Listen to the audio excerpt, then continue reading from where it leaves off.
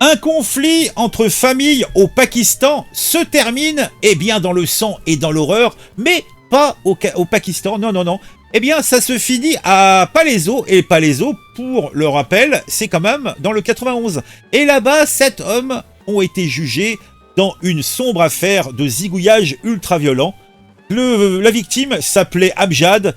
Il a été massacrouillé à coups de batte de baseball et de feuilles de boucher. Et c'était il y a 4 ans. Ah, une pensée émue pour ce jeune homme parti trop tôt. Ouais.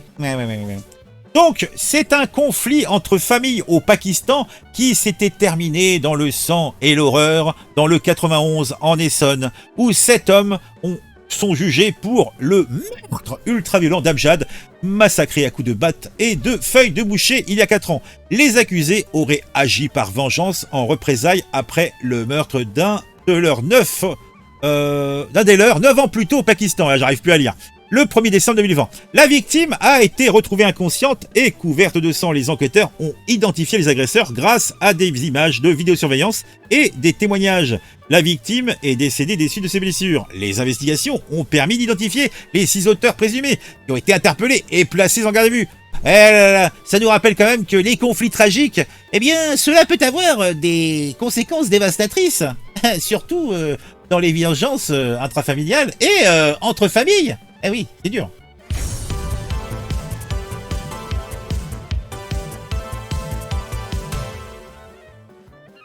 Oui, qu'entends-je, que vois-je? Oh là là, bah, je perds mon fil, moi.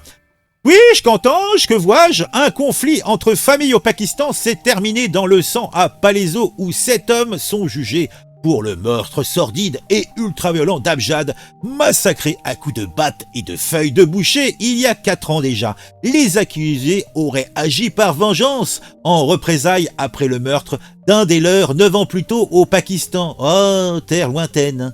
Alors, quels sont les faits? Rien que les faits. C'était le 1er décembre 2020. Nous étions à peu près à 8h30, 8h40 du matin, pas du soir. Les policiers du commissariat de Massy sont appelés en urgence après le passage à tabac d'un homme devant la résidence Gallieni à Palaiseau.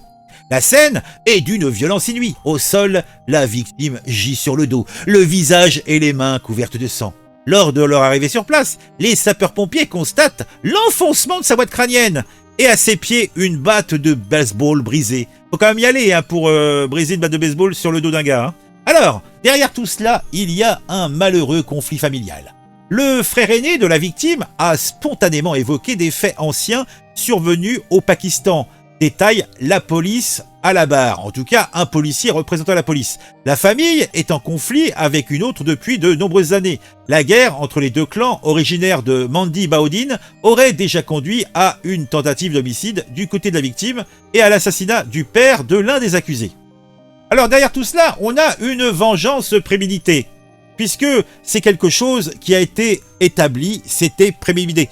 Il venait pour zigouiller la victime, cela avait été acté par un conseil de famille. La victime a été visée parce qu'elle appartenait à la famille tenue responsable du décès du père de l'un des accusés. C'est le fait d'avoir découvert qu'il habitait en région parisienne, juste à côté, qui les a fait passer à l'acte. Eh ben... Lundi 31 mai 2021, les 6 hommes se sont interpellés à leur domicile dans le Val d'Oise avant d'être placés en garde à vue à Versailles.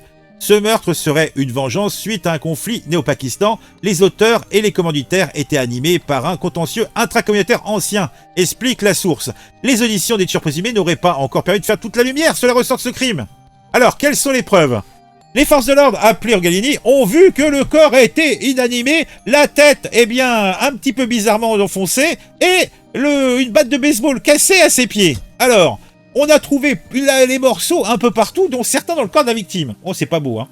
Donc, la victime habitait de son côté dans le Val d'Oise à Argenteuil. Elle a été conduite aux urgences à la Pitié-Salpêtrière dans le 13e arrondissement de Paris et elle y a succombé plutôt durant la nuit des suites de ses blessures.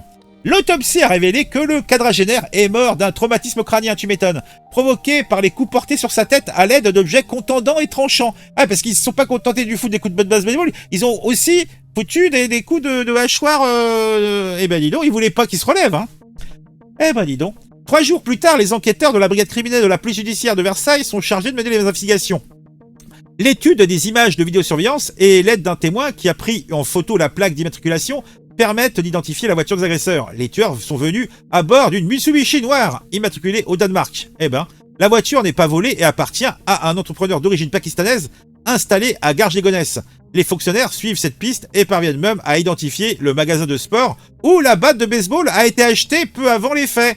Ils complètent leur investigation avec de la téléphonie avant d'identifier les 6 auteurs présumés de ce monstrueux guet-apens. Eh oui. Bon bah, je pense que l'histoire est dite, hein. Ah, c'est festif quand même, hein. Ils savent s'amuser au Pakistan, hein. Bon après, est-ce qu'ils avaient besoin d'importer leurs problèmes dans notre beau territoire et salir ainsi la voirie? J'espère qu'on facturera les frais de nettoyage à la famille. Non mais, c'est pas possible tout ça.